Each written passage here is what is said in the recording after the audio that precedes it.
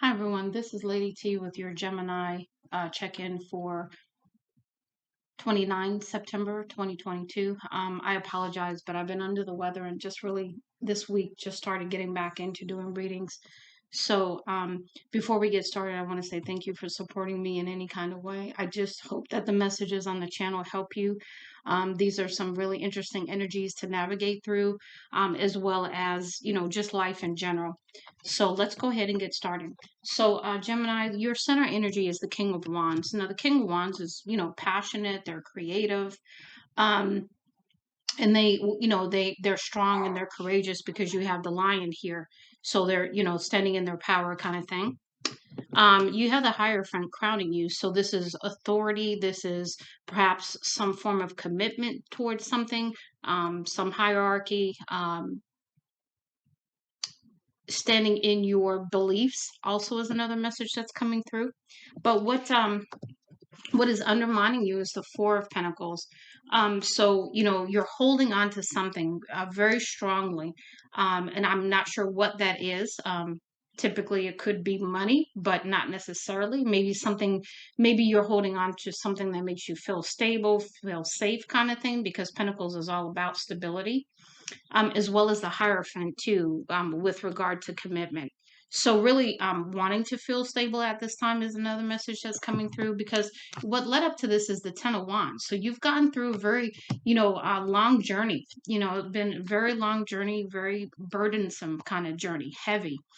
And so you're coming to the end of that with the 10, so you're starting over again, which is good, because that means hopefully you're able to put this burden down. But here in your outcome, you've got the 3 of Wands, so you're really just trying to regroup, and as you're regrouping, you're waiting for things to come in, your manifestations, things that you've planted, that kind of thing. Now let's go ahead over to your energy and spirit oracle messages, and then we have the heaven and earth oracle messages for you.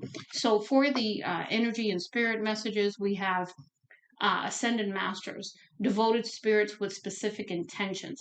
So you could be surrounded by spirits at this time, those helping you because you've gone through this tremendous journey, this heavy burden that you've carried for quite some time, and you've learned some lessons, because with the ascended masters, that means that you are taking the wisdom with you as you move forward.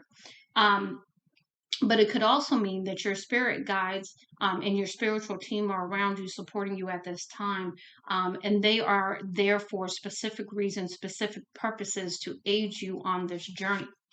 Next, you have creation, which to me goes to your center energy with the King of Wands. That's all about creative ideas. It's all about passion. Okay.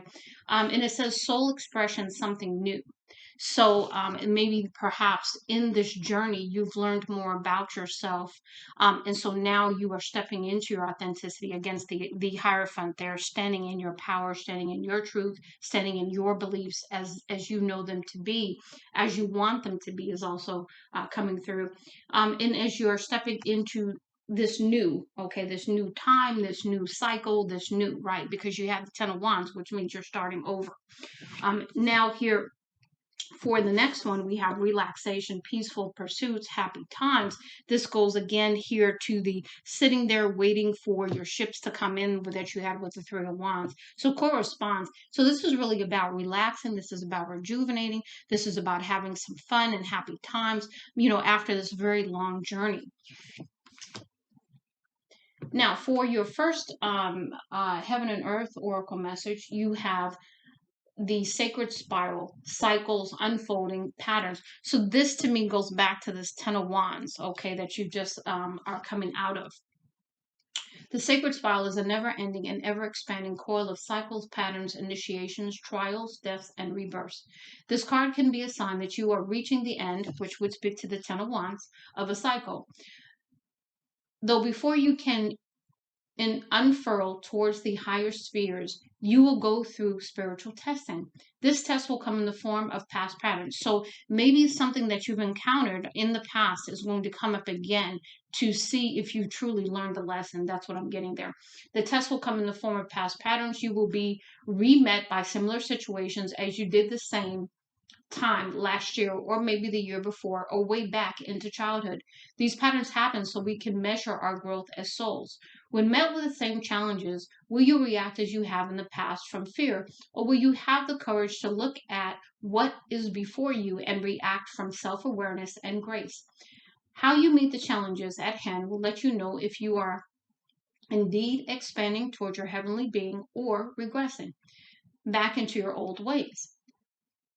Though don't feel ashamed as often, we need to regress to progress. To see things clearly, perhaps you need to gather a piece you dropped back there for the full picture to come into view. Just like the spiral backward or forwards, the lessons are leading you the same. Oh, leading you home, I'm sorry. Will you break the cycle of suffering now? Are you truly healing? These reality loops are blessings in disguise, and rebirth awaits us on the other side of our divine test. When we see that the sacred spiral is God is asking, my child, are you truly ready? You also can see we are always lovingly watched over and guided by Spirit. Perhaps it is true Spirit does not give us more than we can handle. And this really this sort of speaks hand in hand to your Ascended Masters card here, because like I said, you have a spiritual team around you during this time, during this spiritual test. So if you need to repeat the test, or you need to get something from a lesson that maybe perhaps you got part of it, not the whole thing, they're there to assist you with that. If you need it. And then also as you move beyond, where is it? Um,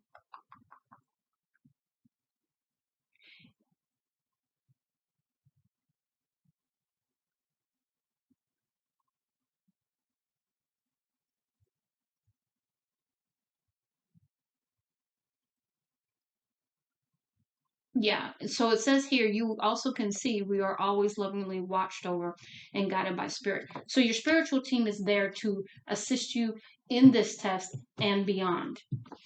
Now we have next the Soul Queen, higher self, albedo purification. The Soul Queen wears a crown and veil of white light, symbolizing purification in her image and her merge with creation. She is a bride of Christ and has married all polarities within herself. She adorns herself with peacock feathers as a symbol of her mysterious and immortal nature. The moon, a symbol of her divine feminine presence and balance. A galaxy rests upon her crown because she has experienced herself at the microcosm. She is no longer just human. She has remembered her true self and is part angel, part animal, part woman, part man, and part star. She is a true human. You are seeing this card as a sign you are entering the albedo stage of alchemy. The fires of calcination burned away at your ego, and you chose to fan the flames, so a great inner purification took place slowly over time. You can now see all parts of yourself, dark and light, and view them through the eyes of higher wisdom and love. Now, because of your determination, you are being upgraded. Watch your dreams now quickly manifest. Your energy is new and crystallized like fresh white snow. You can feel more of your higher self, and she is calling you to open your heart and embrace new life at this time. So, this is speaking about you passing the test and moving beyond now. So, here we have Owl Eyes is your last message. Foresee intuition secrets. Trust your inner eyes. Though first take a moment of silence to observe yourself and the situation. Is it true intuition or just a projection? Maybe things are not as they seem, or maybe they are exactly as you perceive. Our medicine is about pure discernment, knowing when to trust our intuition fully, excuse me, but also knowing when our traumas could be causing us to fear something that is not really there. Our medicine helps us to see the truth. It helps us to see the light in the darkness, but also the darkness in the illusion of light. When you see with true owl eyes,